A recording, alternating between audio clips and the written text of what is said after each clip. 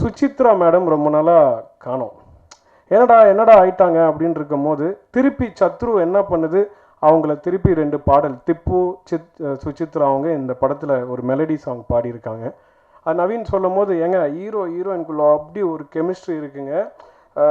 ஃபென்டாபிளஸ் எக்ஸலண்ட்டான ஒரு ஒரு ஒரு மெலடிங்க. அது அந்த அளவுக்கு வந்து நம்ம வேணும், அப்போ தான் வந்து கெமிஸ்ட்ரி ஒர்க் அவுட் ஆகும்னு சொல்லி அழகாக என்கிட்ட உட்காந்து வாங்கின பாடல் அது. அதுதான் அது சொல்கிறேன் இருங்க. அதனால் அந்த பாடல், அப்புறம் இன்னொரு மெலடி பாடல் இருக்குது. சரி okay Naveen song shoot sir இன்னைக்கு அப்படின்னாரு. சரி ரொம்ப ஹாப்பியாக ஃபீல் பண்ணி ஓகே நம்ம லொக்கேஷன்லாம் போக நான் சாங் கட் பண்ணதுக்கப்புறம் பார்த்துக்கலாம் அப்படின்னதுக்கப்புறம் சாங்க்காக வெயிட் பண்ணேன்.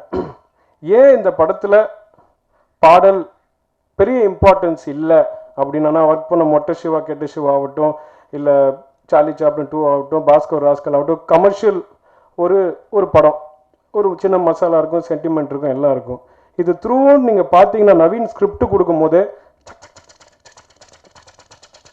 அவ்வளோதான், பிஜிஎம் தான் வரும், அவ்வளோதான் இடம் இருக்குது. இது நல்ல டைலாக் இருக்குது. இந்த திடீர்னு போகும்போது நேரம் இந்த நேரம் உன் கண்ண குழி ஓரம்னா எஞ்சி போயிடுவாங்க. அந்த மாதிரி ஒரு மெலடிக்கான ஒரு ஸ்கோப் இல்லை. சிருஷ்டிடாங்க மேடம் இந்த படத்தில் கெமிஸ்ட்ரி ஒர்க் அவுட் ஆனால் கண்டிப்பாக இவங்க 2 பேர் காம்பினேஷனில் அடுத்த படம் இந்த பாடல்களை யூஸ் பண்ணி கூட நீங்கள் பண்ணிக்கலாம் நவீன். அது மாதிரி எக்ஸ்ட்ரா பாடல்கள் நிறைய இருக்குது. சரி, அந்த 5 நிமிஷம் பாடலை பார்க்கணுன்னு சொல்லி ரொம்ப ஆர்வமாக இருந்தேன். எடிட் ஷூட்டுக்கு போனேன். ஒரு 4 நிமிஷம் பாட்டை பார்த்தேன். ஒரு பாட்டு வந்துருச்சுடா படத்தில், சூப்பரா அப்படின்னு ஹாப்பியாக இருந்தேன். அப்புறம் அந்த பாட்டு கொஞ்சம் லென்த்தாக இருக்குன்னு ஒரு 3 மினிட்ஸ் கட் பண்ணாங்க. சரி அப்புறமா அந்த சாங்கை போய் பார்த்தேன். அப்புறம் ஒரு 2 மினிட்ஸ் கட் பண்ணாங்க, ஏன்னா இடம் 1 மினிட் கட் பண்ணாங்க. சரி இப்போ நவீன் என்ன நவீனா, அப்புறம் வந்து 20 செகண்ட் 30 செகண்ட் டீசர்ட் இது மாதிரி ஆயிடுச்சு. இதுக்கு என்னங்க இது பிட்டாக இருக்குது அப்படின்னு பார்த்தா அது இடம் இல்லைனால அந்த பாட்டையும் எடுத்துட்டாங்க. ஏங்க அப்போ நான் என்னங்க பேசுறது, இந்த லான்ச்சுக்கு வந்து ரிலீஸ் ப்ரெஸ் மீட் ரொம்ப நாள் உட்காந்துருந்தேன். ஏங்க பேக்ரவுண்ட் சரி ஓகே 2 விஷயத்துக்காச்சும் விடுங்க அப்படின்னா, டீசர் ட்ரைலர் இது 2த்தை மட்டும் நம்ம யாருன்னு காட்டணுன்றான்னு சொல்லி வாசின்னு வாசித்து வச்சுருந்தா அங்கேருந்து வந்து கரெக்ஷன் சொல்கிறது. ஏங்க எனக்கு அவ்வளோ சத்தமாக வேணாங்க. ஏங்க இதுலாச்சும் சத்தம் போடுறேங்க, ப்ரெஸ் மீட்டில் பேச ஒன்றுமே இருக்காது. எதுக்குடா நீ வந்தோன்னா ஒருத்தர் பிஜிஎம்முக்கு பேசுவாங்க, ஒருத்தர் இந்த படம் இப்படி இருக்குன்னு அப்படி இருக்குன்னு. இப்போ கதிர் பிரதர் சொன்னார், பிரதர் அது வேற படம் இல்லை, நம்ம படத்தை பற்றி தான், இது வேற கதை. நான் ஒன்று சொல்லணும்ல, about a strange cop, about a stage music director and director. இல்லை அதாவது இந்த படத்தை உள்ள நான் வந்த கதை மொட்டை சிவா கெட்ட சிவா படம் போயிட்டு இருக்கு. அது வந்து என்ன மாதிரி ஒரு ஆக்ஷன் படம் அப்படின்னா, மொட்டை சிவா கெட்ட சிவா ஒரு பேய் படமாக தான் இருந்திருக்குன்னு எனக்கு ஒரு காப் ஸ்டோரியாக இருந்தது. அதில் வந்து இந்த மொட்டை சிவா கெட்ட சிவா தெரியாதடா உனக்கு அப்போ போது நான் அப்படி வாசிக்க முடியாது, மொட்டை அப்படின்னா கத்தணும். ஏன்னா அவர் கத்துறதுக்கும் மாஸ்டர் லாரன்ஸ் மாஸ்டருக்கும் அதுக்கு ஹெவினஸ் வேணும். அந்த மாதிரி வாசிச்சுட்டு சத்ரு பேரை பயங்கரமாக இருக்குடா பாரு, என்ன பண்ண பாரு, அதே மாதிரி ரெடி பண்ணி வச்சா நவீன் வருவாப்பில். சார் வந்து எப்படி தோணும் சார், ஒரு கௌதம் மேனன் சார் ஃபீலு அது மாதிரி. அப்படி வெட்டினா கூட சார் வெட்டிட்டான்டா சரி போயிட்டாங்க, அவ்வளோதான் ரியாக்ஷன். அதுக்கப்புறம் இல்லை, குத்துனதுக்கப்புறம் நீங்கள் பாருங்களேன், ஆமாம் என்ன நம்ம வாசிக்கலாம், அதுக்கப்புறம் ஹீரோக்கெல்லாம் வாசிக்கலாம்ல. இது அப்படி இல்லை பாருங்களேன், டமான் அடிச்சா செத்துரும். அதுக்கப்புறம் நீ எங்கே போனா எடுக்கலடா அத்தவனை பூரா அட்ரா இவன் இந்த பையன் பறப்பான் அந்த பையன் பறப்பான், இந்த மாதிரி ஒரு சப்ஜெக்ட் இது. 4 வாண்டு பசங்க, அதில் வந்து கதிர் சார் வந்து ஒரு காமன் மேன். ஸ்ட்ரேஞ்சுன்னா அதுதான் ஸ்ட்ரேஞ்ச். இதில் யூஸ்வலாக ஒரு போலீஸ் ட்ரெஸ் போட்டாலே ஒன்று வரும்ல, ஓங்கேட் சரி அந்த மாதிரி ஒரு விஷயம்லாம் இருக்கும்ல, அது மாதிரி இல்லை. அது மாதிரி படத்துக்கு தான் நான் வாசிப்பேன், எனக்கு அதானே தெரியும். நம்ம வந்த ஸ்கூல்லாம் அதுதான். என்னை கொண்டு வந்துட்டு சரி ஓகே இப்படி தான் நான் திருசார்னால தான் இந்த படத்தில் வந்து ட்ராவல் பண்ண முதல் நான் நன்றி அவருக்கு தான் சொன்னோம். பிரதர் நீங்கள் வாசிங்க பிரதர், எல்லாம் டைரக்டர் பார்த்துப்பார், இது உள்ள வரமாட்டார். நானும் நவீனும் 1000 பேசிப்போம், பேசிட்டிங்களா ரைட் ஓகே நீங்கள் பார்த்துக்கோங்க, அவ்வளோதான். ஸோ எனக்கு வந்து அவ்வளோ ஒரு சந்தோஷமாக இருந்துச்சு. அந்த பாட்டை நான் 10 செகண்ட் கூட பார்க்க முடியாமல் போச்சுன்னு இங்கேயும் வந்தேன், இங்கேயாச்சும் போடுவாங்களா பார்க்கலான்னு. கடைசியில் அவர் கேட்டார் சார் அப்படின்னு. இல்லை சொல்லுவேன் இருங்க சார் அப்படின்னு. கொஞ்ச நேரம் கழித்து பிஜிஎம்க்கு ஒருத்தர் வந்து உட்காந்தார், கூப்பிட்டாங்கடா இதுக்கு மேலே நம்ம என்னத்தை பேசுறது, அவர் என்ன பேச போகிறாரு பார்த்துட்டு இருந்தேன். இந்த விஷயங்கள்லாம் உங்களுக்கு கன்வே பண்ணல. ஸோ ஆமாம் அந்த travel Sathru is a very very very close to my heart. ஏன்னா அவ்வளோ கஷ்டப்பட்டோம். அந்த கஷ்டம்லாம் வந்து இந்த படத்துக்கு கண்டிப்பாக பலனை தரும்.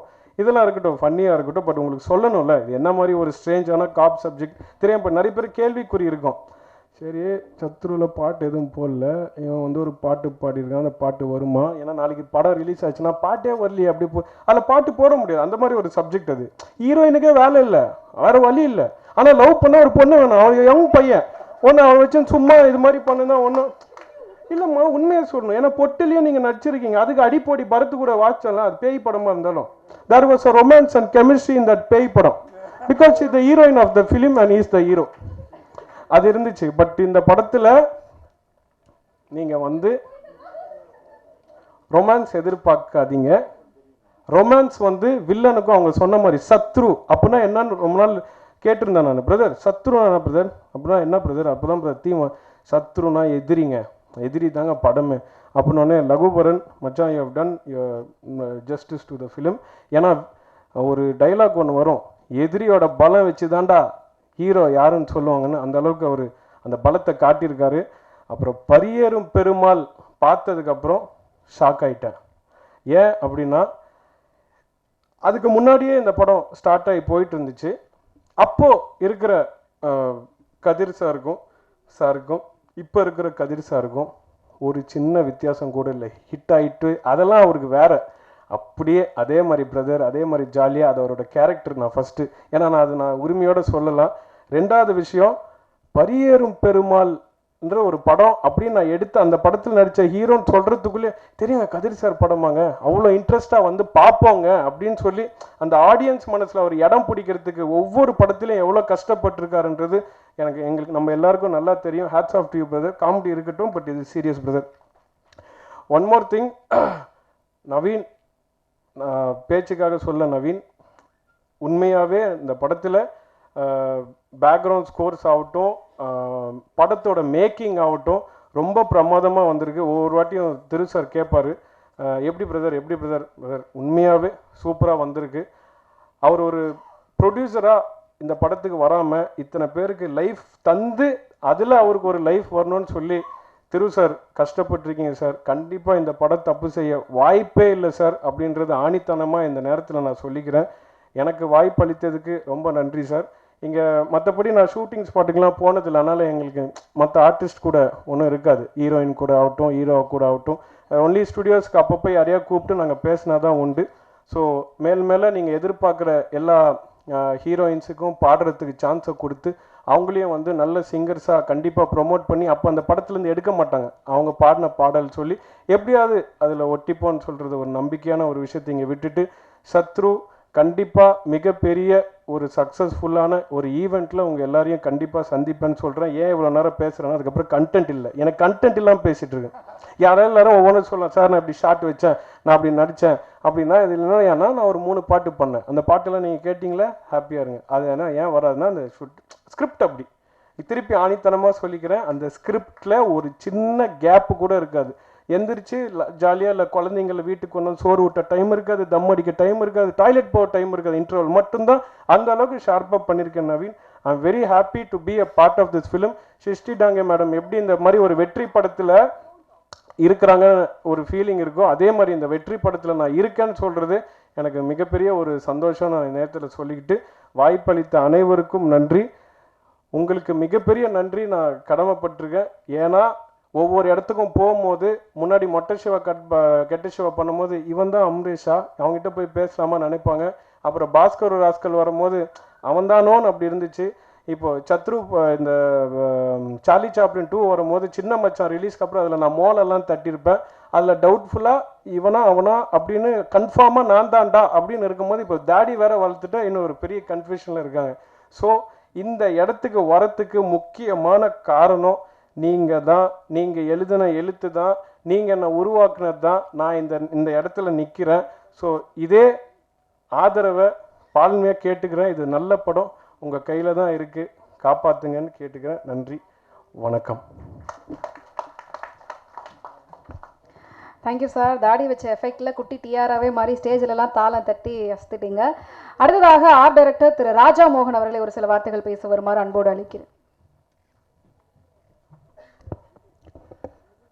ஃபஸ்ட்டு இந்த படத்துக்கு வாய்ப்பு கொடுத்த திரு சார், அப்புறம் நவீன் சாருக்கு ஃபஸ்ட்டு தேங்க்ஸ் சொல்லிக்கிறேன். இது ஒரு ரஸ்டிக் ஃபிலிம்னு சொல்லலாம், ரஸ்டிக்கான கான்செப்டு. இந்த படத்தில் ஒரே ஒரு விஷயம் தான் இருக்குது. இந்த சத்ருங்கிறது வந்து இந்த பார்ட் மட்டும் இல்லாமல் இது ஒரு பிராண்டாக மாறி, ஒரு ஜேம்ஸ் பாண்ட் மாதிரி ஒரு பிராண்டாக மாதிரி 1 2 3 அப்படின்னு வரணும்னு எனக்கு ஒரு ஆசை. So thank you very much. Hi, மறக்காம நம்ம நான்ஸ்டாப் நியூஸ் தமிழ் யூடியூப் சேனலுக்கு சப்ஸ்கிரைப் பண்ணுங்க, ஷேர் பண்ணுங்க, கமெண்ட்ஸ் பண்ணுங்க, லைக் பண்ணுங்க.